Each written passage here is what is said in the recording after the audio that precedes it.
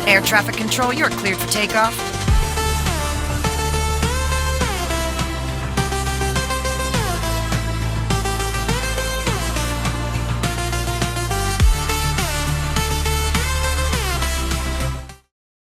कर्जत तालुक्यातील हंबरपाडा ग्रामपंचायत हद्दीतील तुंगी गावात शासनाच्या जलजीवन मिशन अंतर्गत सुरू असलेल्या तलावात 12 वर्षीय ओंकार उर्फ मुक्या भरत आसवले या निरागस बालकाचा दुर्दैवी अंत झाला असून या घटनेमुळे प्रशासन आणि ठेकेदाराच्या गंभीर निष्काळजीपणाचा मुद्दा ऐरणीवर आलाय.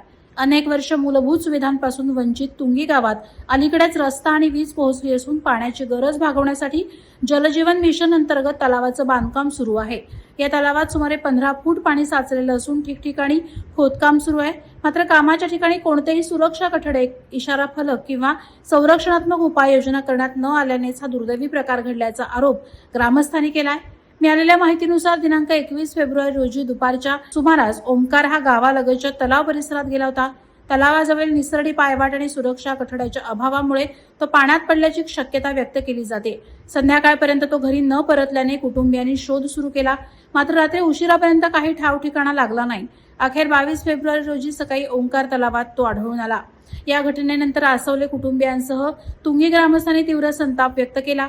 ठेकेदाराच्या हलगर्जीपणामुळेच हा निष्पाप जीव गेला असल्याचा आरोप करत संतप्त नागरिकांनी नेरळ येथील प्राथमिक आरोग्य केंद्रात घेराव घातला.